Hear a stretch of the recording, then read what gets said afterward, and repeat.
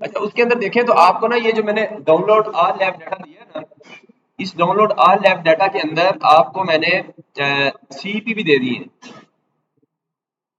ठीक है, दो सीईपी मैंने अभी शेयर कर दी है।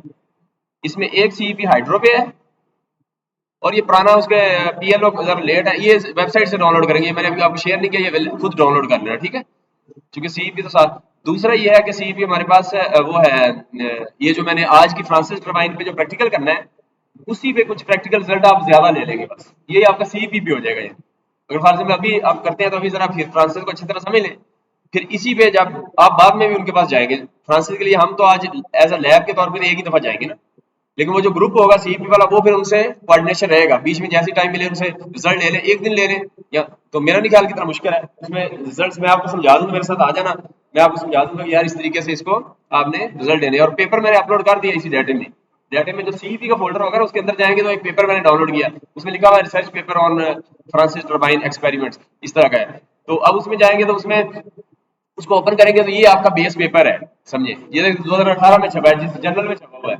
आपका रिसर्च आर्टिकल भी इसमें बन सकता है, इसका वो बना लेंगे, लेकिन ये कि आप इसको इसमें सीवी करें और एक छोटा सा इसकी रिपोर्ट बन जाएगी, उसी को हम काउंसिल में या जर्नल में सबमिट भी कर देंगे, जैसा इनका भी सबमिट हुआ है, देखें कोई खास काम तो नहीं है ना, इस तरह का जैसे एक्सपेरिमेंट है उसको उसने रिसर्च आर्टिकल में कन्वर्ट कर दिया, तो आपका इसमें सीवी भी बन जाएगा। सही है, तो सीवी का नंबर भी लग जाएगा, तकरीबन 20% वेटेज होती है उसकी, ऐसी है ना, तो 20 सॉलिड मार्क्स है, तो वो आपके लग जाएंगे, तो आपको मतलब एक बंदा ये सिलेक्ट कर ले और जो पहले सिलेक्ट कर लेगा बस उसी को ये दे देंगे, फॉर एग्जाम्पल आपके सेक्शन में से कोई सिलेक्ट कर लेगा उसी में से उसको दे देंगे। ठीक है, और ग्रुप भी मुझे बता दें, मैं ग्रुप भी उधर हाईलाइट कर लूंगा, फॉर एग्जाम्पल हमारे पास एक्सेल शीट है ना बनी हुई इधर, एक्सेल शीट में वैल्यूएशन देखो तो मैं वैल्यूएशन में इधर जाऊं इसके ऊपर ये वाली ये, अच्छा इस एक्सेल में जाऊं मैं अगर, तो ये एक्सेल एक्सेल फाइल है ना जो आपकी रिजल्ट्स की है, ये भी मैंने रिजल्ट भी जो है ना ये एक्सेल फाइल हर दफा मैं उधर उसी फोल्डर में अपलोड करूंगा, एक ही फोल्डर बनाया इस दफा, पहले हर लैब में बनाना पड़ता था, मैं ये भी एक फोल्डर बना हुआ गूगल ड्राइव पे, उसी को ओपन करके सारा कुछ उसमें डाल देता हूँ। ठीक है, आज की जिस तरह लैब इवैल्यूएशन होगी तो आज की मैं इसी एक्सेल को उसी में डाल दूंगा, उसी फोल्डर को ओपन करें, हर चीज उसी में अपडेट होती रहेगी, समझ रहे हैं। तो अब आप फॉर एग्जाम्पल देखें इसमें अंदर तो इसमें ग्रुप बने हुए हैं एक्सेल फाइल में, और इसकी रिकॉर्डिंग भी जो अभी हो रही है ये भी उधर अपलोड उसी वेबसाइट पे अपलोड हो जाएगी जो अभी है ना, फॉर एग्जाम्पल कल लेक्चर हुआ है तो उसकी वो उधर गए हैं हम, तो वो सारी उधर की हुई है। अच्छा, अब आप इसमें देखें तो इसमें फॉर एग्जाम्पल आपका 5 का ग्रुप बनता है, तो उस ग्रुप में आप ये करना चाह रहे हैं फ्रांसिस भाई सीईपी, तो आप मुझे 5 का बताएंगे तो मैं इसमें आपके 5 जो रोल नंबर है वो फॉर एग्जाम्पल उसका एक कलर करूंगा, नीचे एक्सेल में मैं लिख दूंगा उस कलर को, उस कलर का वो बना के ना बॉक्स, उसके अंदर आपका सीईपी ये लिख दूंगा, तो आपका फिर डन हो गया, सबको नजर आ रहा होगा यार ये फाइनल हो गया, फिर उस पर मजीद वो हर एक को नजर आ रहा होगा। ठीक, तो इस तरह वो हो जाएगा। तो ये सीईपी का हो गया, और उसके बाद जो है हमारा क्या नाम है, जो डाटा भी रेलिवेंट होगा, जैसे हाँ लैब मैनुअल फॉर एग्जाम्पल, तो इसके अंदर आप जाएंगे ना, इस डाटा के अंदर ओपन करेंगे तो इसके अंदर मैंने जो है, अच्छा टाइटल आपने ना जो मैं अभी थोड़ा सा ओबी सिस्टम है ना हमारा, तो उसमें टेक्सोनोमी लेवल मैंने पहले लेक्चर में समझाए थे कुछ, तो वो टेक्सोनोमी लेवल उसकी मैपिंग में हम कुछ वर्ड मैं ना उधर से ले रहा हूँ, क्योंकि पिछले जो मैनुअल है ना इसके अंदर जो स्टूडेंट मैनुअल है, जो सारे मैंने मैनुअल शेयर किए हैं, और जो स्टूडेंट मैनुअल है, और उसके साथ मैंने एक और भी मैनुअल शेयर कर दिया जो कि पिछले आपके सीनियर 18 सेशन वालों का एक बना बनाया मैनुअल है, पूरा बना बनाया पीडीएफ में अवेलेबल है, वो बना बनाया भी शेयर कर दिया कि आपको उससे भी थोड़ा आइडिया हो जाएगा कि क्या करना है, क्योंकि ये तो बने बनाए हैं, आपने क्या ऐड करना है, कुछ आपकी जो एडिशन होगी मुझे तो उसी में मार्किंग करूंगा ना, वरना तो बने बनाए मैनुअल है, आप प्रिंट करें तो वैसे ही तैयार है, समझ रहे हैं ना। तो इसलिए जो है ना आपने क्या करना है,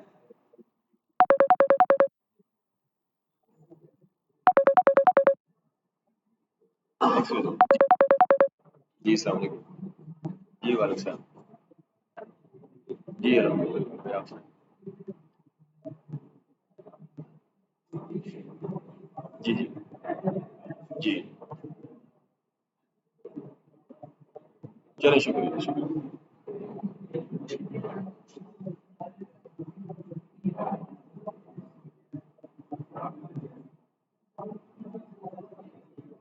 जी जी जी, वो कट गई थी बात, हाँ उसी तरह आमिर साहब करवा देंगे, ठीक है जी जी। जी जी, आवाज आ रही है।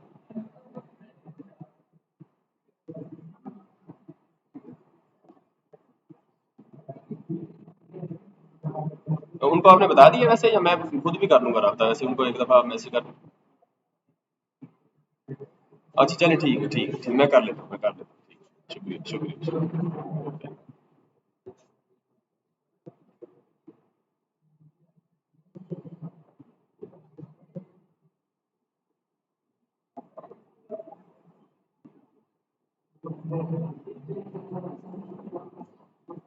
जी अस्सलाम वालेकुम, और भाई क्या हाल है, ठीक है। तो मीर साहब आज मेरे को नहीं है, तो फिर मैं बच्चों को भी लेके थोड़ी देर तक आता हूँ। तो वो जैसा तो मीर साहब ने करवाया, तो इंशाल्लाह हम दोनों मिलकर उधर कोऑर्डिनेशन शुरू करना इंशाल्लाह।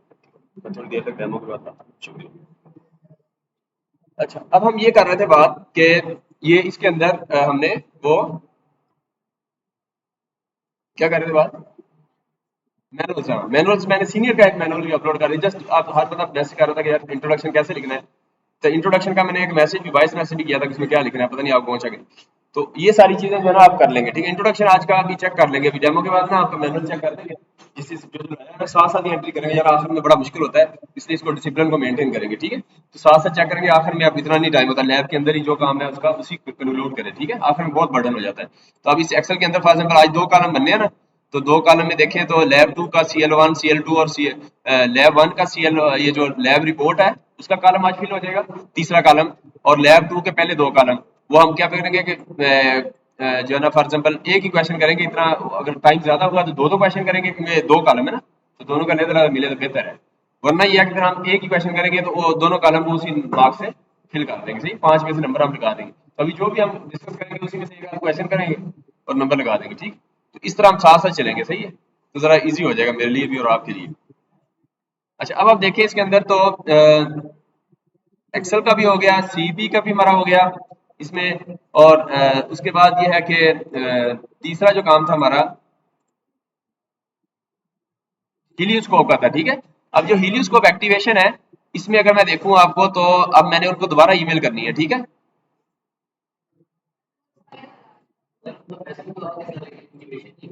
नहीं नहीं, कईयों को मिल गया, कईयों को 4 महीने का मिला है, किसको मिला है 4 महीने का, ये देख रहे हैं, ये इनको मिल गया।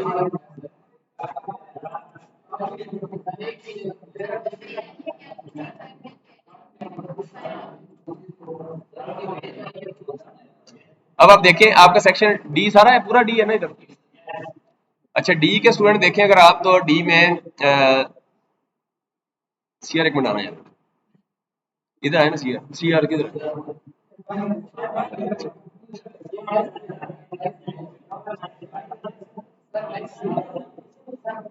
अच्छा, आतिफ जहूर 08 किधर है? नहीं है। अच्छा, ये हमने ईडीयू का अभी आखिर में याद कराना आपने, ठीक है? अभी जैसे डेमो ऐड करूंगा ना, तो एक्सेल पे हमने ये इनको देखना है जिन्होंने एक्टिव किया, तो इनका इकट्ठा करके तो मैंने ईमेल करनी है जुमे वाले दिन, कल सेकंड टाइम करूंगा जब सबकी हो जाएगी, ठीक है। तो ये मुझे आपने एक्सेल का याद कराना है, उठने से पहले आपने इधर याद रखना है, ठीक है। अच्छा, अच्छा दूसरा बात हमने मैनुअल भी आपने याद कराना है, मैनुअल में आप चेक करके जा रहे हैं। ये दो काम हमने करके जाना है। चलिए देखें। जी जी, 30 डे ट्रायल लाइव, ठीक है। तो खैर अब वो उनको बता देंगे, बस आप थोड़ा सब्र करें ना अभी। अच्छा, अब आप मेरा हो गया लाइव, ये देखिए मैं आपको देखता हूँ, तो मैं इसको हीलियोस्कोप ऑन करता हूँ, हीलियोस्कोप एंटर किया, इंटरनेट नहीं है, ठीक है। तो जैसे इंटरनेट आएगा तो मेरा 4 महीने का मुझे मिल गया है, आपके साथ ही लाइव है। कुछ को ये देखें, कुछ का लाइव है 4 महीने का, ऐसे ही है ना। तो जिनको नहीं मिला उनको मैं ईमेल करूंगा दोबारा। चार, हाँ 4 के चाहिए हमें बस। 4 के अंदर हम अपना प्रोजेक्ट बना लेंगे इसमें, ठीक है, लैब करने का। इसके अंदर आप वो भी करना है, फ्रीलांस का काम कर सकते हैं। अभी ना इसको मिला है कितने डॉलर का, $95 का पर मंथ है। तो 4 महीनों में आप फ्रीलांस का काम करें और धड़ाधड़ पैसे कमाएं। हिलीज कौन, हिलीज कौन क्या जानते हैं? अच्छा यार, फिर इंट्रोडक्शन करा, उनको कहते हैं हिलीज को भी एक सेशन दे दें। तो ये देखिए इनके पास जो 17 सेशन के स्टूडेंट हैं कुछ, जो कि हिलीस्कोप पे काम कर रहे हैं कंपनी में। हिलीस्कोप कंपनी में यूज होता है ना, तो हम इनके थ्रू जो है ना हम उनसे ले लेंगे, क्या नाम है, और स्टूडेंट्स को भी इन करेंगे, उनसे एक सेशन कर लेंगे हम ऑनलाइन, कि वो हिलीस्कोप पे क्या करते हैं कंपनी में। वैसे तो मैं खुद ही बताऊंगा आपको सारा, लेकिन उनका एक रियल टाइम सेशन लेंगे, कोशिश करेंगे उनसे, आप रिक्वेस्ट करें यार आप खुद ही। जब भी ये इस लैब के दौरान अगर सेशन अरेंज होता है ना इनका, तो एक कर लेंगे हीलियोस्कोप पे, ठीक है। जब भी हो मुझे बता देना, वो लैब हम फिर प्योरली हीलियोस्कोप भी रख लेंगे, ठीक है। वो अगले वीक हो तो आप अगले वीक ही रख लेंगे, समझ रहे ना। तो हीलियोस्कोप पे एक सेशन रखेंगे, ठीक है। उसमें यह है कि वो स्टूडेंट वो कर रहे हैं, वो आपको बताएंगे कि क्या क्या काम डिजाइनिंग करते हैं। वो फिर फ्रीलांस के काम 4 महीने आप इसको यूज करें हीलियोस्कोप पे, 4 के बाद फिर बंद हो जाना, सही है। तो नया किधर मिल जाएगा, नया उनको रिक्वेस्ट करनी पड़ेगी ना, तो आपका टाइम टेबल 4 महीने बाद वैसे ही लैब हो जाएगी। 2 महीने का फिर मजीद मिल जाएगा अगर 6 महीने की लैब हुई, लेकिन 4 महीने आपके पास है, ठीक है। तो इसमें आप कर सकते हैं कि हीलियोस्कोप पे सैचुरेशन नहीं है। ग्राफिक डिजाइनिंग में आप फ्रीलांसिंग करते हैं, कितनी सैचुरेशन है, अगर ऑटो ज्यादा है सैचुरेशन भी ज्यादा है, लोग बहुत ज्यादा है फिर ग्राफिक डिजाइनिंग। तो आजकल 9 9 साल 10 10 साल बच्चे ग्राफिक डिजाइनिंग सीख रहे हैं, सीख लिया इलस्ट्रेटर और एडोबी इलस्ट्रेटर, एडोबी फोटोशॉप और प्रीमियर वीडियो, वो तो उनको आता है, तो इसलिए बेहतर है कि ये स्कोप में इतना ज्यादा टेक्निकल है ना ये लोग इलेक्ट्रिकल इंजीनियर से। हाँ तो ये करें, ठीक है। तो कोशिश करें आप थोड़ा सा इसको खुद भी करें। और इसका अगर वो फ्रीलांस पे आपने कोई प्रोजेक्ट ले लिया है स्कोप पे, तो मैं आपको हो सकता है आपकी लैब के दौरान कंपनसेशन कोई कमी पेशी रहेगी वो वायरल में, तो मैं उधर से पूरी करा दूँ, तो आपको मोटिवेट करूंगा कि आप इस तरह काम करते हैं। क्यों जी राव साहब, आगे इस तरह जाना, वो कंपनसेशन भी हो जाएगी, ठीक है। आप इस तरह का काम करें, बस कोई क्रिएटिव काम कुछ कर दें। अच्छा इसी तरह चलो ये बस ठीक है, फिर हम बात नहीं करते हैं, बस बैठे आप, ठीक।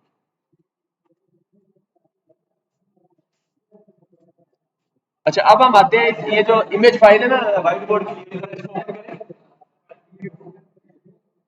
ओपन होगी।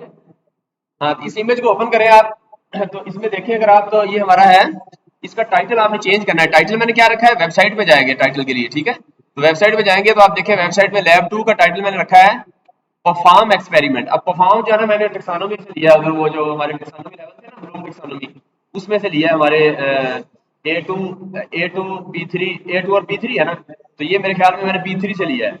तो ये परफॉर्म मैंने उधर से ले लिया। पहले हम देखें ना टू स्टडी डिजाइन, देखें इस इमेज को देखें तो हमने टू स्टडी डिजाइन इसका ओबी सिस्टम के साथ कोई लेटर मैच नहीं करता था, मैंने इसलिए परफॉर्म मुझे अच्छा लगा, तो परफॉर्म एक्सपेरिमेंट आगे अब वो सेम ही है, for the design and operation of transistor turbine और वेरिएबल लोड। अब हमने परफॉर्म का वर्ड ये ले लिया, तो अब आपने टाइटल ये लिखना है, ठीक है। तो ये टाइटल आपने जो वेबसाइट पे, जो मैं टाइटल ऑपरेटर लिखूंगा, टाइटल आप इधर से अपनी कॉपी पे लिखना जी। हाँ इस पे लिखना, और उसके बाद आपने जो है वो बाकी काम जो है वो। अब हम फ्रांसिस टरबाइन देखें तो इसकी इक्वेशंस देखते हैं ना हम। तो फ्रांसिस टरबाइन एक दूसरी हाइड्रो टरबाइन में पेल्टन टरबाइन है, और तीसरी जो है वो कौन सी है,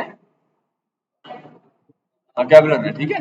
तो कैब और भी है काफी टरबाइन, लेकिन हम मेन ये 3 है।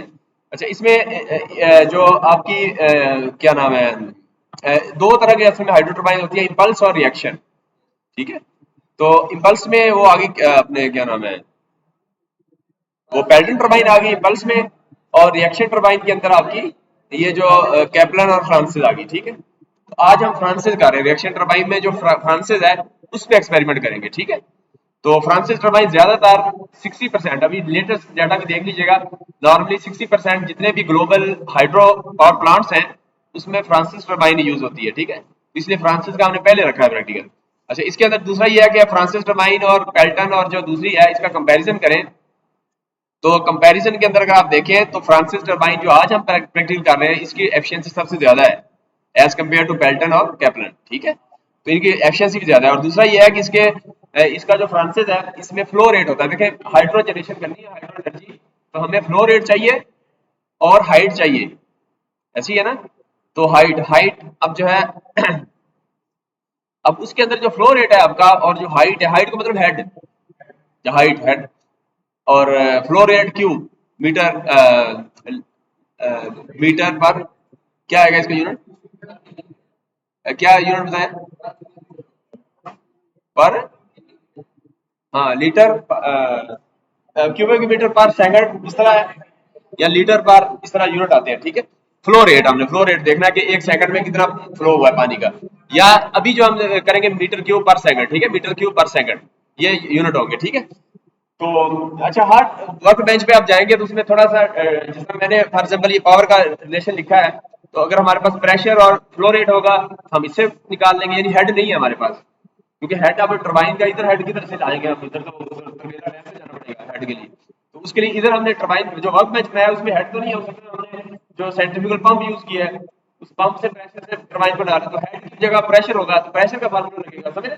इस तरह हर टरबाइन के वर्कबेंच का उस हिसाब से फार्मूला चेंज होता रहेगा। तो मैंने सारे रिलेशन लिख दिए इसके ऊपर, देखें इनपुट पावर आउटपुट पावर के, तो वो इस तरह हम करेंगे। अब फ्रांसिस टरबाइन देखें तो इसके अंदर ये मिक्स फ्लो टरबाइन है, ठीक है। मिक्स फ्लो टरबाइन क्यों इसको कहते हैं कि आपका जो इसका दो फ्लो होते हैं, एक होता है आपका क्या नाम है रेडियल फ्लो और दूसरा होता है एक्सियल फ्लो। रेडियल क्या होता है? एक्सियल एक्सेस, एक्सेस से क्या याद रहेगा ना, तो जो एक्सेस जिस पे टरबाइन मूव कर रही होती है, टरबाइन जो है तो वो जो एक्सेस है, अगर एक्सेस के अलांग आपका पानी इन हो उसको कहेंगे एक्सियल इनफ्लो है, और अगर एक्सेस के अलांग पानी आउट हो, टरबाइन को चला के आउट हो जाए एक्सिस के अलांग, तो पैरेलल टू एक्स एक्सेस यानी एक्सेस रोटेशनल एक्सेस, तो आप कहेंगे इसका एक्सियल आउटफ्लो है। इसी तरह वो अभी बताता हूँ फिलहाल इसको। अच्छा, इसी तरह जो रेडियल है, रेडियल उसके बिल्कुल 90 पे होगा, वर्टिकल होगा। अगर ये एक्सेस इस तरह है, ये बाजू मेरे ले ले एक्सेल है, तो आपका रेडियल इनफ्लो हो रहा है, तो इसका मतलब, और इस तरह ये टरबाइन मूव कर रही है ऐसे, रेडियल इसको कहेंगे रेडियल इनफ्लो है। या अगर आउट रेडियल हो रहा है यानी एक्सेस इस तरह मूव कर रही है, पानी आउट इधर से नीचे आ चला गया, तो इसका मतलब है कि रेडियल आउटफ्लो है, समझ रहे? तो ये रेडियल और एक्सियल फ्लो, समझ रहे? अब इसमें होता है कि ये जो फ्रांसिस टरबाइन है इसके अंदर हमारा जो फ्लो है वो मिक्स्ड होता है, यानी रेडियल इनफ्लो है। अब जाके वहां टरबाइन देखेंगे ना, तो पानी उसके जो एक्सेस है उसके बिल्कुल वर्टिकली इन हो रहा होगा, आप चेक करेंगे जाके। और उसके बाद आपका जो आउटफ्लो है वो है रेडियल, यानी वो फिर एक्सेस के साथ ही पानी बाहर जाएगा। ये आप जब प्रैक्टिकल डिमॉन्स्ट्रेशन देखेंगे तो ये आपने वहां चीज देखनी है, ठीक है। अच्छा अच्छा, ये चीज हो गई। अच्छा, उसके बाद देखें तो ये मिक्स्ड फ्लो हो गया, ठीक है। और इसके बाद अगर आप देखें जो क्या नाम है कैप्लन का, मैं अभी नहीं बताता, लेकिन कैप्लन में ये है कि फिर आपको उसका एक्सियल इनफ्लो होता है, एक्सियल आउटफ्लो होता है, समझ रहे हैं? यानी कैप्लन टरबाइन देखेंगे तो जिस तरह मूव कर रही है एक्सियल, इस तरह पानी इधर जाएगा, उसके जो रनर जो मूव करता है ना पार्ट, उसको रनर कहते हैं। वो रनर के ऊपर ब्लेड लगे होते हैं, वो जो रनर ब्लेड्स हैं उन ब्लेड्स पे पानी टकराएगा, उसको मूव कराएगा रनर को, मूव कराने के बाद उधर से फायर आउट हो जाएगा, इसको कहेंगे कैप्लन टरबाइन। अच्छा, इसी तरह अगर आपकी पेल्टन टरबाइन है तो उसमें ये आपका एक्सियल था, तो उसमें दूसरा है, कौन सा वाला? रेडियल। तो उसमें वर्टिकल आपका यानी उसके वो जो बने होते हैं पानी जिसमें इन होता है पल्स टरबाइन में, तो वो वर्टिकली होगा और वर्टिकली आपका आउट हो जाएगा, तो वो आपका उसको कहेंगे कि रेडियल फ्लो है। तो इस तरह जो है ना हम आप इसको वो करेंगे। अच्छा, बाकी उसके बाद देखिए तो इसके में जो मेन पार्ट है ना आज हमने करना है जो फ्रांसिस में, वो बताता हूँ। मेन पार्ट हमारा ये है कि पानी आया, टरबाइन को चलाया, टरबाइन को चलाने के बाद पानी तो आउट हो गया, अब टरबाइन मूव हो गई, तो अब टरबाइन की जो इनपुट पावर है वो हाइड्रो पावर होगी, ऐसी है ना? तो हाइड्रो पावर का फार्मूला हमें चाहिए, यानी इनपुट पावर जो टरबाइन की होगी वो पी इन हाइड्रो होगी। तो हाइड्रो का फार्मूला क्या है, ये लिखा हुआ है, पी इन क्या है, P gauge multiply by Q, यानी पी गेज जो है ये प्रेशर है, और प्रेशर के साथ आगे क्या है,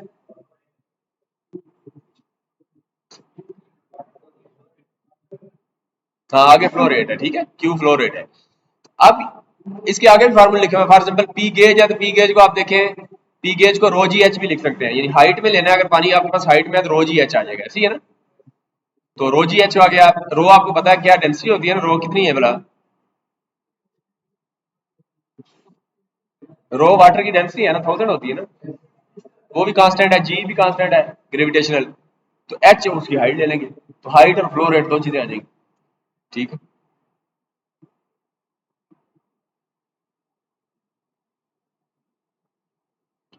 अच्छा, इसको अगले आगे फार्मूला इसको चेंज करें तो क्या आता है, गैमा क्यू एच, यानी रो जी को हमने गैमा लिख लिया, सही है।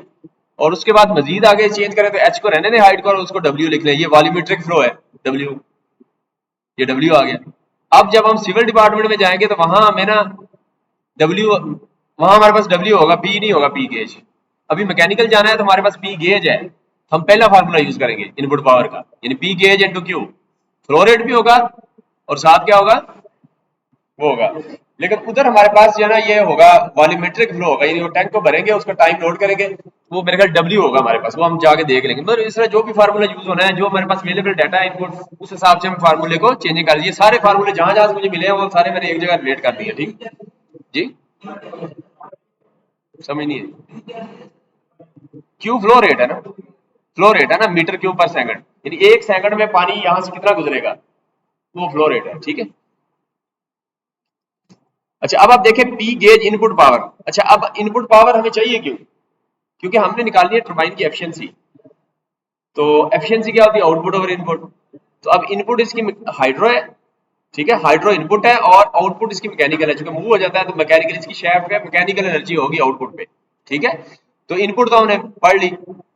अच्छा आउटपुट क्या होगी, मैकेनिकल पावर। मैकेनिकल पावर क्या है कि आपको पता है मैकेनिकल पावर का फार्मूला क्या है, टार इंटू टी इंटू ओमेगा।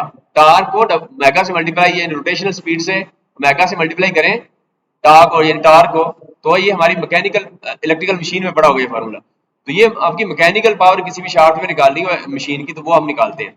अब ये जो पी आउट है मैकेनिकल टी डब्ल्यू, अब टी डब्ल्यू में भी आप देखें तो टी तो टार्क तो रहने दें, और बाद उसके साथ डब्ल्यू जो है वो आप देखें तो वो 2 पाई n/60। ये डेरिवेशन भी है इसकी, एक छोटी सी डेरिवेशन, वो तो कौन सी बुक है, चैपमैन की बुक में, या कोई और भी किसी और में भी शायद आपने देखी हो। तो ये 2 पाई n/60 का। अच्छा ये आ गया क्या कह रहे हैं?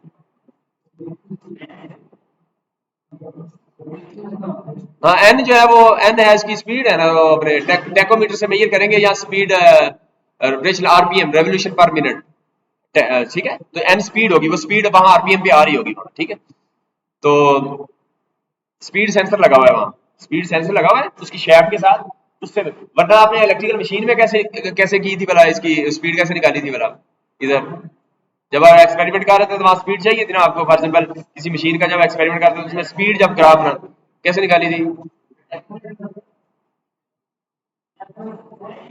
टैकोमीटर था इधर मशीन लैब में, टैकोमीटर था उससे निकाली थी।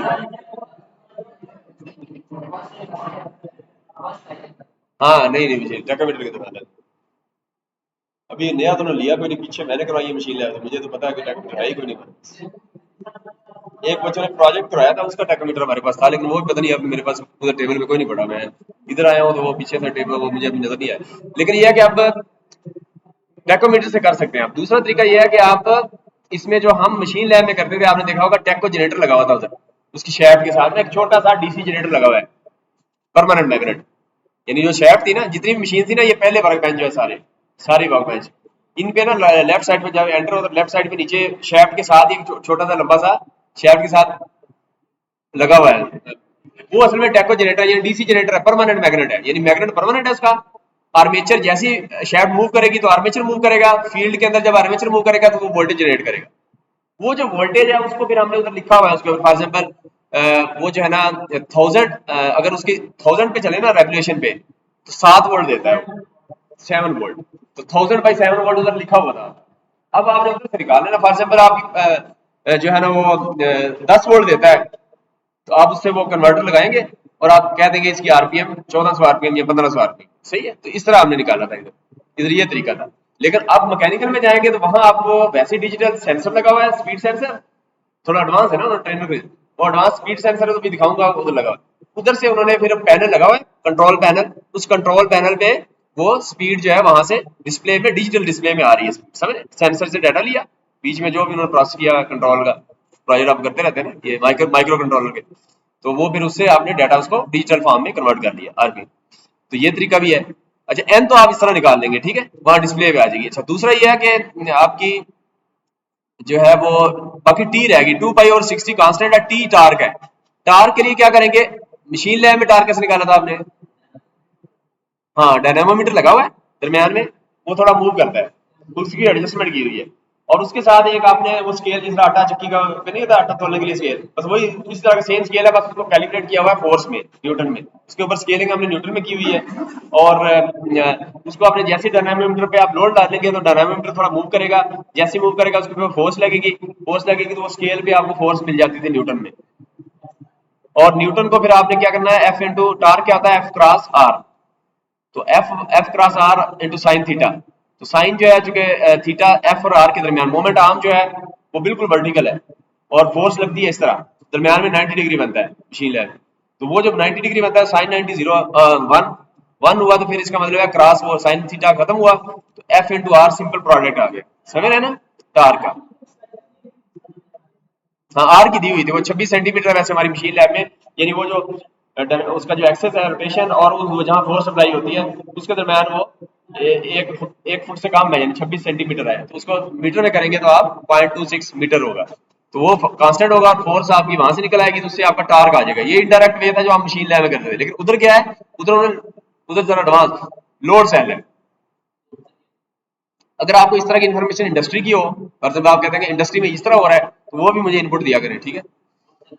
अच्छा उसमें लोड, उधर भी लोड सेल ही है, तो लोड सेल लगाया हुआ है, उसमें लोड सेल लगा, वो भी डायनामो वाला चक्कर ही वही है, उसके साथ लोड सेल है, जैसे ही वो लोड डलेगा तो वो थोड़ा मूव करेगा, तो वो लोड सेल के साथ उसमें उन्होंने बिल्कुल वो जरा एग्जैक्ट कैलिब्रेशन जरा ज्यादा मोर सेंसिटिव है ना, तो वो लोड सेल से डाटा अपने डिजिटल फॉर्म में कंट्रोल पैनल में जाएगा, और कंट्रोल पैनल पे वही डिजिटल मीटर लगा हुआ है जिसके ऊपर आएगा टार्क, तो टार्क आपका डायरेक्ट ही आ जाएगा न्यूटन मीटर, ठीक है। इस तरह उनसे आज पूछिएगा, वैसे उनके मैनुअल में जो उनकी मशीन लैब के मैनुअल, वो अच्छा उनका जो ट्रेनर है, जो आज हमने मैकेनिकल डिपार्टमेंट जाना, उस ट्रेनर में ना मल्टी, उसको कहते हैं मल्टी टेस्ट ट्रेनर, या इस तरह नाम लिखा हुआ है, यानी उसमें ट्रेनर एक ही है, उसमें आपका आज का फ्रांसिस का भी हो जाएगा, पेल्टन का भी हो जाएगा, और कैपलन का भी हो जाएगा, तीनों प्रैक्टिकल उसमें होंगे, ठीक है। तो और तो आज हमने ना ये करना है कि फ्रांसिस का प्रैक्टिकल उधर करेंगे, सारा चला के देखेंगे, क्योंकि बाकी प्रोसीजर भी सेम है, तो वो पेल्टन और जो कैपलन है उसका वो समझा देंगे, ठीक है ना।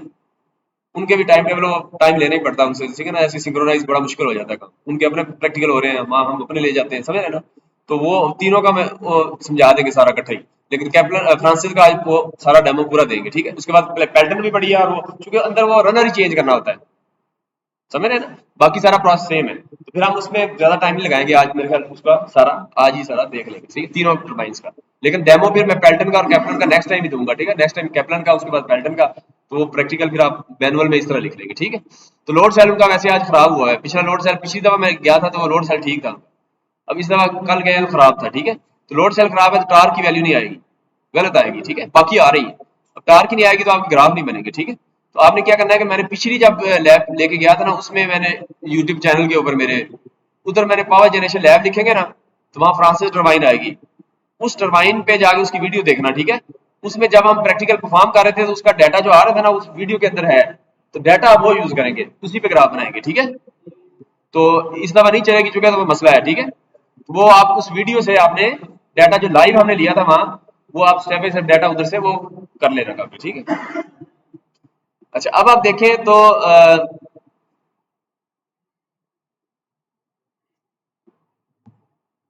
तो हमने करना क्या है आज के उसमें, कि हमने जो वेरिएबल लोड है लोड चेंज करना है, और हमने टर्बाइन की एफिशिएंसी निकालनी, ठीक है।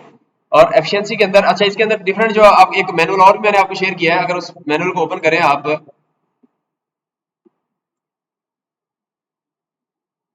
तो अच्छा ये जो मैंने आपको मल्टी टर्बाइन जो टेस्ट सेट है ना मैकेनिकल इंजीनियरिंग का, जिसमें मैंने ये जो फाइल भेजी है ना इसका, ये मैंने अपलोड की हुई है उधर, पेज 76 to 107 मैंने लिखा हुआ है, table diagram installation guide multi turbine test set, ये इस नाम की फाइल होगी। तो इस फाइल को आप जब वहां उधर से डाउनलोड करेंगे, तो इसमें ये मैनुअल वो है जो मैन्युफैक्चर ने जो टर्बाइन उन्होंने खरीदी थी ना, वो पूरा टेस्ट बेंच जो खरीदा था अपनी लैब के लिए, उसके साथ जो मैनुअल आया था वो ये वाला मैनुअल है, ठीक है। तो ये मैनुअल में आपको उसकी पूरी इंस्टॉलेशन, उसका पूरा प्रोसीजर, उन्होंने एक दफा उस पर एक्सपेरिमेंट भी किया हुआ है, उसके रिजल्ट भी लिए हुए हैं, वो भी आपको वहां से रियल जो उसमें नई थी, तो नई पे जो एक्सपेरिमेंट डाटा वो भी सारा उसका पार्ट है, तो वो आप उधर से भी आप इसको हेल्प मिल जाएगी, मैनुअल मैंने शेयर कर दी है, ठीक है।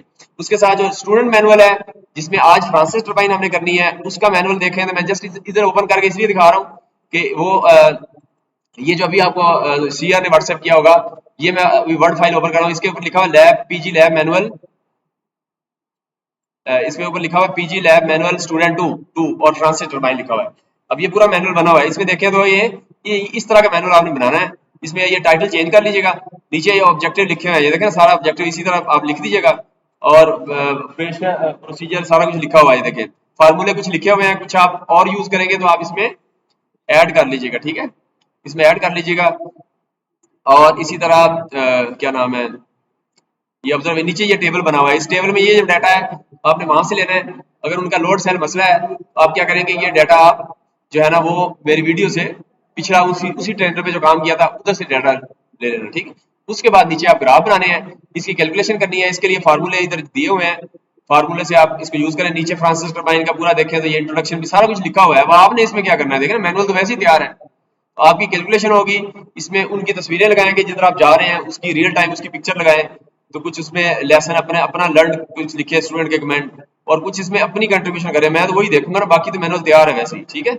इसमें अपने ग्राफ बनाएं, तो अपना थोड़ा सा टेबल और ग्राफ ये एनालिसिस थोड़ा सा हो जाएगा। इसमें फिर कंक्लूजन में कमेंट्स में कुछ लिखें, इसमें डेरिवेशन करें, देखें ना फार्मूले कुछ लिखे हुए हैं, इससे आपने नीचे कैसे निकाली है, फिर नीचे टार्क और ये पावर जनरेटेड ये सारा कुछ ये कैसे निकाला है, इसके फार्मूले आप नीचे थियरी में थोड़ा सा मजीद एलेबोरेट फार्मूले सारे ड्राइव कर दें।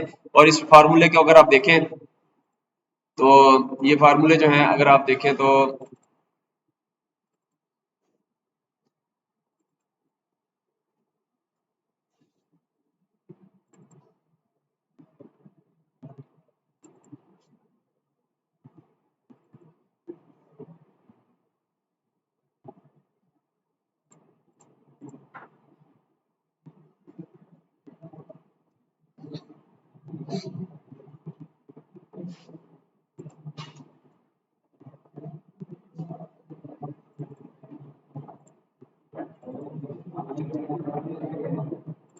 अच्छा, ये स्टूडेंट का फाइनल मैनुअल मैंने शेयर किया है, इसको लिखा हुआ है सैंपल स्टूडेंट मैनुअल, ठीक है।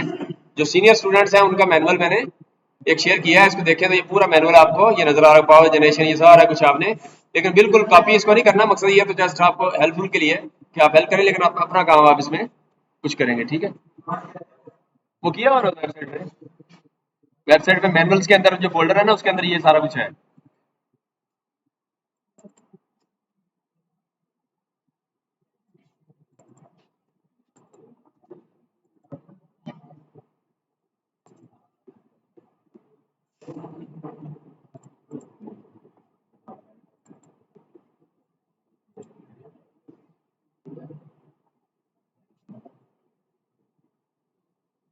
चलें, ये फार्मूले की डेरिवेशन पीछे एक स्टूडेंट ने की थी ना, मैं चाहता था वो स्टूडेंट ने चूंकि डेरिवेशन की हुई है इसकी निकाली हुई है तो आपको इजी हो जाता, लेकिन आप खुद कर लेना डेरिवेशन, ठीक है।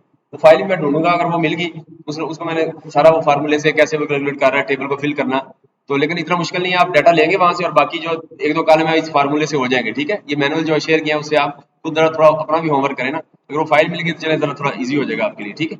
अच्छा, अब ये हो गया, इसके बाद अच्छा अब हम बात कर रहे थे एफिशिएंसी की। अब हमने करना ये है कि देखें टरबाइन का फ्लो है, पीछे से पानी आ रहा है, टरबाइन पे पड़ा, और उसके बाद टरबाइन चली मैकेनिकल एनर्जी, उसके मैकेनिकल जो शैफ्ट है उसके साथ हमने जनरेटर लगाया हुआ। जनरेटर जैसे तरबेला डैम है उधर सिंक्रोनस जनरेटर होता है, थ्री फेज एसी जनरेटर, या उसको अल्टरनेटर भी कह देते हैं, या सिंक्रोनस जनरेटर भी कह देते हैं उसको। तो थ्री फेज होता है बड़ी बड़ी पावर के लिए। छोटे लेवल पे इधर जो होगा वो डीसी जनरेटर ही वैसे लगाया हुआ है, इधर इधर जो है ना डीसी जनरेटर है, उसकी नेम प्लेट का डाटा भी आप देख सकते हैं वहां, हम देखेंगे। तो डीसी जनरेटर लगाया हुआ है शैफ्ट पे। अब यहाँ से टरबाइन चलेगी, जनरेटर चलेगा, जनरेटर का आर्मेचर मूव करेंगे, डीसी जनरेटर है, और उसके बाद क्या होगा, क्या होगा, जनरेटर के आगे हम लोड लगाएंगे, तो उसके आगे रजिस्टिव लोड लगाया हुआ है, तो वहां रजिस्टिव लोड होगा, उसको हम ऑन ऑफ करेंगे, ठीक है।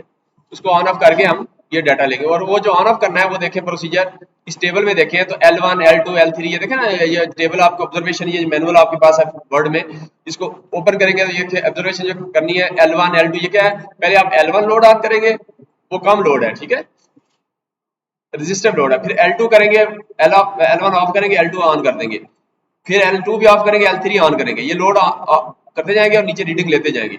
अच्छा, उसके बाद L3 के बाद L1 प्लस L2 ये जो कंबाइन करेंगे तो L3 से ज्यादा हो जाएगा लोड, तो फिर इसको बंद करेंगे, फिर L4 अकेला लोड ऑन करेंगे तो ये इनसे भी ज्यादा है, यानी स्टेप बाय स्टेप लोड को बढ़ाना चाह रहे हैं, तो कॉम्बिनेशन ऐसे यूज किए हैं कि जो आपके क्या हो जाए, लोड बढ़ जाए, ठीक है। अच्छा, ये तरीका है, ये कॉम्बिनेशन, तो वो वहां कॉम्बिनेशन वो यूज करके आप नीचे डाटा ले सकते हैं। अब इसके अंदर अगर आप देखें तो वो जो कंट्रोल पैनल होगा ना, कंट्रोल पैनल में एक आपका पंप है, यानी आपको मैंने बताया कि इधर हेड तो अवेलेबल नहीं है, हेड अवेलेबल नहीं है, यहाँ असल में क्या चीज है कि पानी हम जो है वो जो आपका जो घर के अंदर पंप होता है क्या कहते हैं उसको,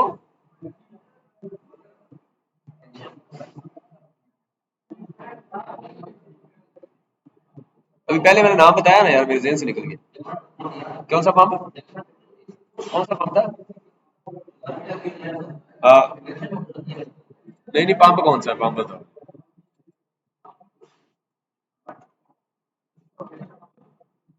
हाँ, ये बल्कि तस्वीर भी आपको शेयर करता हूँ, ये सीआर को मैंने शेयर किया है। सीआर जरा इनको भेजे जरा आगे।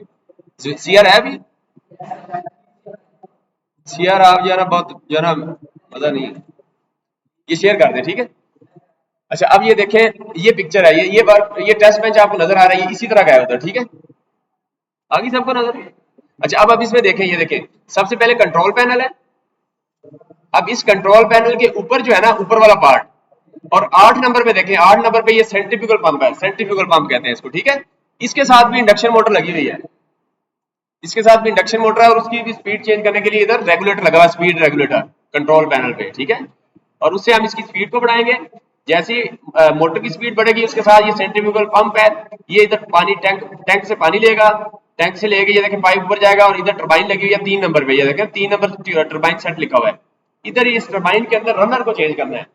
रनर हम पहले आज फ्रांसिस का लगा होगा रनर, फिर इसको निकालेंगे तो कैप्लन का लगा देंगे रनर, फिर उसको निकालेंगे तो पेल्टन पेल्टन का सेटअप पूरा लग जाएगा, सही है।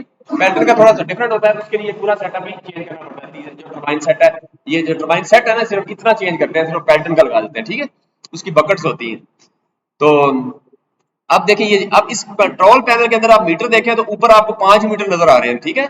नंबर, इसको कहते हैं कंट्रोल, पूरा कंट्रोल पैनल है। इसके ऊपर वाले मीटर जो है ना, ये सेंट्रीफ्यूगल पंप जो है, इससे रिलेटेड डाटा आपको मिल रहा होगा, यानी इसकी स्पीड, सही है। इसकी स्पीड और इसका for example pressure, inlet pressure और आउटलेट प्रेशर, ठीक है। आप देखें यहाँ, अगर मैं आपको इस दूसरी इमेज देखूं, दूसरी इमेज देखें तो इसमें जो इनपुट पावर फार्मूला लिखा हुआ था ना, वो था एफिशिएंसी में जो इनपुट पावर है, वो देखें तो पी गेज इंटू क्यू है। पी गेज जो है ना, वो देखें दो प्रेशर का डिफरेंस है, ये दो प्रेशर डिफरेंस है, ये असल में इनलेट प्रेशर और आउटलेट प्रेशर है, ठीक है। तो ये जो प्रेशर मिलेगा आपको, ये यहाँ से जो जो ऊपर वाले कंट्रोल पैनल के मीटर्स हैं, उसमें से प्रेशर एक इनलेट होगा और एक आउटलेट होगा, ठीक है। अच्छा, इसी तरह स्पीड आरपीएम में स्पीड भी यहाँ से मिलेगी, 1 मीटर स्पीड का लगा होगा। उसके लिए क्या लगा होगा भला, शैफ्ट के साथ स्पीड मेजर करने के लिए स्पीड सेंसर वेलनर। और इसी तरह फिर टार्क होगा, टार्क के लिए क्या लगा होगा, इधर सेंट्रीफ्यूगल लोड सेल लगा होगा, ठीक है। ये सारी चीजें सेंट्रीफ्यूगल पंप और ये इसके साथ लगी होंगी, और इससे वो डाटा आपको आ जाएगा। इसी तरह जो नीचे वाला सेट है, जो आपको डिस्प्ले नजर आ रहे हैं, देखिए ऊपर काले काले जो 5 बने हुए हैं, ये सारे सेंट्रीफ्यूगल पंप से रेलिवेंट है। अच्छा, उसके बाद नीचे 3 काले हैं, ब्लैक जो है बॉक्स स्क्वायर में है मीटर, ये तो 3 मीटर जो है, ये टरबाइन का बता रहे हैं। एक जो फ्लो है, एक जो मीटर है, वो बता रहा है उसका इनलेट प्रेशर और आउटलेट प्रेशर। अब दो प्रेशर एक एक कैसे बताएगा, उसके लिए नीचे देखें वो नॉब लगी हुई है, एक तरफ करेंगे तो इनलेट, दूसरी तरफ करेंगे तो आउटलेट। टरबाइन के एक शुरू में लगा होगा प्रेशर सेंसर, एक आउटपुट में लगा होगा, वो वहां जाके देखेंगे, ठीक है। अच्छा, टरबाइन का बताएगा, इसी तरह फिर टरबाइन का टार्क बताएगा, कैसे बताएगा, लोड सेल से। अच्छा, उसी तरह तीसरा क्या था, स्पीड स्पीड बताएगा, तो स्पीड सेंसर लगा होगा जिससे हमें स्पीड मिलेगी, ये इस तरह। अच्छा, इसी तरह फिर जो ये जो 2 मीटर और लगे हुए हैं डिफरेंट कलर के रेक्टेंगुलर, अब ये जो है ना, वो जो इलेक्ट्रिकल जनरेटर है ना, जनरेटर, उसकी जो आउटपुट वोल्टेज और करंट वो ये बताएंगे, ठीक है, उससे पावर निकाल लेंगे, समझ रहे। तो ये सारा कुछ रीडिंग्स वगैरह जो है कैसे लेनी। अच्छा, नीचे आपको ये नॉब्स 5 नजर आ रही होंगी, नीचे नॉब 5, ये लोड है असल में। ये नीचे आप देखें तो इसका लोड ना इधर इसने बनाया नहीं है, ये जो नीचे ब्लैक बॉक्स पड़ा है ना, नंबर 8 नंबर जो सेंट्रीफ्यूगल पंप है ना, इसके लेफ्ट साइड पे आप देखें तो एक ब्लैक बॉक्स पड़ा है, ये असल में रेजिस्टिव लोड है। रेजिस्टिव लोड आप इसके अंदर देखेंगे क्या इन्होंने क्या लगाया है, वैसे रेजिस्टिव लोड कैसे बनाएंगे, हीटर लगा लें, रेजिस्टिव लोड है ना, या बल्ब लगा लें, वो जो दूसरे होते थे पुराने, वो रेजिस्टिव लोड है। इन्होंने अंदर इसी तरह के रेजिस्टर लगाए होंगे, ठीक है। तो ये रेजिस्टिव लोड है सिर्फ। तो रेजिस्टिव लोड आप क्या करेंगे, उसको ऑन ऑफ करने के लिए ऊपर कंट्रोल पैनल में उसने वो ऑप्शन दिया हुआ है कि आप ऐसे कर सकते हैं। अच्छा, नीचे ऑन ऑफ का है ये सारा, ठीक है। तो ये इस तरीके से आपको ये पिक्चर आपको क्लियर कर रही है। अच्छा, अब हम कहाँ थे, पहला कहाँ से शुरू किया था, हम ये दोबारा डायग्राम पे आ जाए, व्हाइट बोर्ड वाली। अच्छा, अब इसमें देखिए एफिशिएंसी के लिए हमने आउटपुट और इनपुट इसमें, अच्छा एक फ्लो रेट का वहां मीटर होगा, फ्लो रेट, ठीक है। तो फ्लो रेट देखें, अगर दूसरी इमेज में देखें, जो उनका टरबाइन सेट है, इधर फ्लो रेट लिखा हुआ है मीटर, हाँ ये फ्लो मीटर लिखा हुआ है नंबर 7 पे। नंबर 7 पे आप देखें तो ऊपर नंबर 7 किधर है, नंबर 7 ये है। तो ये फ्लो मीटर जो है ना, ये जो ऊपर वॉल लगा हुआ ना हाथ से घुमाने वाला, इसके साथ ही लेफ्ट साइड पे एक फ्लो मीटर लगा हुआ है, वो फ्लो मीटर देता है, पानी का फ्लो देता रहता है, ठीक है। हाँ ये इनपुट, ये फ्लो रेट तो देखे ना, फ्लो रेट तो सेम ही रहेगा ना, पाइप है ना एक पूरा, तो ये एक ही हम मेजर करेंगे। फ्लो रेट क्यू है, उसमें क्यू इन क्यू आउट नहीं है, फ्लो रेट एक ही है। लेकिन जो इनलेट प्रेशर है और आउटलेट है, क्योंकि हेड से रेलिवेंट है, वो चेंज होगा, क्योंकि देखे ना टरबाइन पे जब लगता है प्रेशर उसको आप चेंज कर सकते हैं, लेकिन टरबाइन के बाद जब वो प्रेशर डिफरेंट होगा, ठीक है। तो वो प्रेशर का डिफरेंस है, हम फिर वो देखते हैं, वो निकालते हैं पी गेज डिफरेंस का, ठीक है, उससे निकालेंगे। अच्छा अब ये हो गया, इसके बाद अब फिर व्हाइट बोर्ड की पिक्चर पे जाएं तो यहाँ देखें हम, तो इनपुट पावर आ गई, ठीक है। अब आउटपुट पावर कैसे निकालिए, मैकेनिकल पावर वो भी आ गई। इसमें देखिए एक आपके स्पीड सेंसर से स्पीड मेजर कर लेंगे, टार्क लोड सेल से मेजर कर लेंगे, ये भी काम हो जाएगा। अब जब आउटपुट भी आ गई, इनपुट भी आ गई, तो अब output divide by input efficiency आ जाएगी। तो टरबाइन की एफिशिएंसी निकाल रहे हैं, आज का फोकस हमारा एफिशिएंसी का क्या है, हमने टरबाइन की एफिशिएंसी निकालनी है, वरना एफिशिएंसी इधर 3-4 आ सकती है कि नहीं। एक तो टरबाइन की एफिशिएंसी है, वो ये है कि आउटपुट पावर जो कि मैकेनिकल पावर है, टरबाइन की शेफ्ट के साथ जो होगी जनरेटर से पहले, output mechanical power divide by input hydro power, ये टरबाइन की एफिशिएंसी आएगी। टरबाइन कितनी एफिशिएंट है, ये मैंने बताया कि फ्रांसिस टरबाइन जो है वो सबसे ज्यादा एफिशिएंट है। अच्छा इसी तरह फिर अगर आप इस पूरे सेट की आप बताएं, ये जो हाइड्रो सिस्टम है, पावर प्लांट है, इसकी एफिशिएंसी निकालनी है, तो फिर आउटपुट इसकी आएगी जनरेटर की आउटपुट और हाइड्रो इनपुट, इस तरह ओवरऑल आ जाएगी सिस्टम की, यानी इलेक्ट्रिकल आउटपुट, क्योंकि डीसी जनरेटर है तो पी इज इक्वल वी आ जाएगा, अगर थ्री फेज होता तो फिर एसी होता तो under 3 V cos of theta, तो वो मतलब उससे पावर आ जाती three phase. Output power electrical divide by input power hydro, तो ये पूरा सिस्टम ही आ रही है, ये नहीं निकालना चाह रहे हम सिर्फ टरबाइन को फोकस कर रहे हैं। अच्छा इसमें जनरेटर की एफिशिएंसी भी निकाल सकते हैं, वो कैसे निकालेंगे, output electrical divide by mechanical का ये फार्मूला, इससे जनरेटर की एफिशिएंसी भी निकाल सकते हैं। इस तरह मल्टीपल फैक्टर्स में देखें ना, जो जो सीईपी लेगा ये, उसमें ये देखें ना, ये चीजें सारी उसमें ऐड करें तो अच्छा सा पेपर बन जाएगा एक्सपेरिमेंटल सेटअप, समझे। तो ये सीईपी में ये चीजें हम आज के एक्सपेरिमेंट में नहीं कर रहे, लेकिन वो सीईपी के अंदर ये चीजें डाल देंगे, तो मसला कोई नहीं, एक्सपेरिमेंट तो उधर ही करना है ना आपने, तो ये चीजें कोई इतनी मुश्किल भी नहीं है, तो इस तरह आप कर सकते हैं। अच्छा अब आप देखें तो ये हमारी टरबाइन की एफिशिएंसी आ गई, ठीक है। अच्छा उसके बाद आगे मैंने लॉसेस के रिलेशन लिखे हुए हैं, फिलहाल मैं उसको नहीं कर रहा, लॉसेस के रिलेशन भी है वो भी आप देख सकते हैं। अब हमने ग्राफ बनाने हैं, ठीक है, ग्राफ हमारे दो बनेंगे, वो दो ग्राफ जो है वो ये है कि आपको ये करना ये है कि जो आपका वो है ना, क्या नाम है, स्पीड वर्सेस एफिशिएंसी, ये ग्राफ बनाएंगे। तो एक्सेस पे क्या आ जाएगा, स्पीड और एफिशिएंसी बाय एक्सेस। अब टरबाइन क्या होता है कि देखिए, अच्छा इसमें हमने किया क्या, एक चीज कांस्टेंट रखी है, क्या बोला कि फ्लो रेट कांस्टेंट रखना है। देखिए अगर फ्लो रेट भी चेंज करते रहे हम, हाँ यही मैं कहने लगा था कि भाई आप देखें ना, लोड चेंज करें तो फ्लो रेट हमने कांस्टेंट रखना है, यानी पीछे जो सेंट्रीफ्यूगल पंप है ना, सबसे पहला स्टेप वहां जाके हम यही करेंगे कि सबसे पहले हम जो सेंट्रीफ्यूगल पंप है इसके पीछे मोटर लगी है स्पीड सेंसर से, और जो अपने उसका रेगुलेटर है, जैसे पंखे का नहीं होता इस तरह का उधर लगा हुआ है, उसको चलाएंगे तो स्पीड बढ़ती जाएगी। हम एक वैसे इधर मैनुअल में, उनके मैनुअल में 2500 आरपीएम लिखी हुई है, लेकिन उधर नॉर्मली वो 1600 आरपीएम पे इस तरह चलाते हैं, मतलब कोई भी एक फिक्स रख देंगे उस है क्या, ये सेंट्रीफ्यूगल पंप है ना, ये तस्वीर दिखाई है ना, इसमें लिखा हुआ है सेंट्रीफ्यूगल पंप है ना।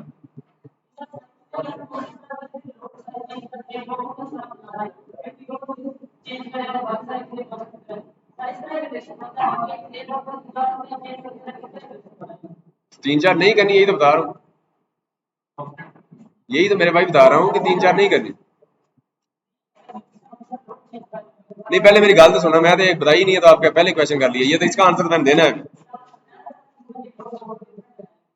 नहीं नहीं अभी इसका आंसर दे रहा है, अभी देने लगा था। अब इसमें यह है कि फ्लो रेट हमने कांस्टेंट कर ली है, यानी एक दफा सेंट्रीफ्यूगल पंप मोटर से चलाया, स्पीड चेंज करते शुरू में करेंगे, एक स्पीड फिक्स होगी, फिक्स का मतलब है फ्लो रेट कांस्टेंट कर दी, क्यू कांस्टेंट, समझ रहे, यानी पानी जो पीछे से आएगा वही आएगा। अच्छा ये कांस्टेंट, ये मसला हल हो गया, यानी इनपुट पावर हाइड्रो सेम रख रहे हैं, दूसरे लफ्जों में एफिशिएंसी में इनपुट पावर फिक्स कर दी। अब आउटपुट पावर के साथ खेलना है हमने। अब आउटपुट पावर कैसे करेंगे, मैकेनिकल पावर वो हमारी इलेक्ट्रिकल पावर से चेंज होगी, और इलेक्ट्रिकल लोड में क्या करेंगे हम, उसके ऊपर लोड डालेंगे, तो जैसी लोड बढ़ाते जाएंगे तो पावर आपकी चेंज होगी, पहले बढ़ेगी, मतलब वो पहले उस चेंज होती रहेगी, समझ रहे ना। तो एक बीच में स्टेज ऐसी आएगी कि जहां वो पावर मैक्सिमम होगी, उसके बाद ड्रॉप कर देगी, मतलब वो उसका ऑप्टिमम पॉइंट होगा। फर्स्ट हम इसकी ऐसे ले लें कि आप जो है ना लोड उठा सकते हैं ना, आपके ऊपर लोड डालें शुरू में, तो शुरू में तो आप लोड डालते जाएंगे, थोड़ा सा लोड डाला आप बिल्कुल आहिस्ता आहिस्ता डालते जाएंगे। एक पॉइंट ऐसा आएगा कि जहां आप और लोड डालेंगे तो आप ड्रॉप करना शुरू कर देंगे, और डालेंगे तो बिल्कुल वो हो जाएंगे। तो वो पॉइंट है ऑप्टिमम के, उस पॉइंट पे अगर चलाएं तो वो मैक्सिमम एफिशिएंसी देगी, समझ रहे हैं। कम पे चलाएंगे तो ऐसे टाइम ज़ाया कर रहे हैं उसका, यानी उसको आप ऑप्टिमम चला ही नहीं रहे, उसे आउटपुट ही नहीं ले रहे। तो अगर उससे ज्यादा चलाएंगे तो चलेगा ही नहीं, ओवरलोड हो जाएगा। तो जिस तरह मान ले लास्ट टाइम डीजल जनरेटर का देखा था ना कि इसको वो जो ईमेल मैंने पढ़ाई थी ना, सलमान मीर साहब की ईमेल पढ़ाई थी मैंने, उसमें फिर लोड का एक मैनुअल बच्चों ने लिखा हुआ है इंट्रोडक्शन में, वो एक फाइल भी मैंने बताई थी, शेयर भी की हुई है लैब डाटा में। तो उसमें पूरी यूनिवर्सिटी का लोड है उस फाइल में। तो अब उसमें देखें तो आप उन्होंने लिखा हुआ था ईमेल में कि ये 256 किलोवाट का एक है, 512 किलोवाट के दो हो गए, या 312 केवीए का एक हो गया, तो उसको डबल, तो 256 512 है, लेकिन वो तकरीबन हमने उस निकाला था 87% बना था लोड, मेरे ख्याल में वो 87% इसका निकालने कितना बनता है। तो चलो जिसमें हुआ लेक्चर रिकॉर्ड किया हुआ ना, उधर से देख लेना, किसी एक में हुआ होगा ना। तो वो मतलब ये है कि वो उसमें क्या हुआ था, हमने क्या किया था, 87% 512 का कितना आता है, हाँ 90 नहीं 512 का 87% कितना है, 445, 450 किलो वाट में इसको चला रहे हैं जनरेटर को, जो हमारा यूनिवर्सिटी का है। इन दोनों जनरेटर चलाते हैं 400 450 किलो वाट देता है, हालांकि है 512 के, समझ रहे हैं ना। तो मतलब ये है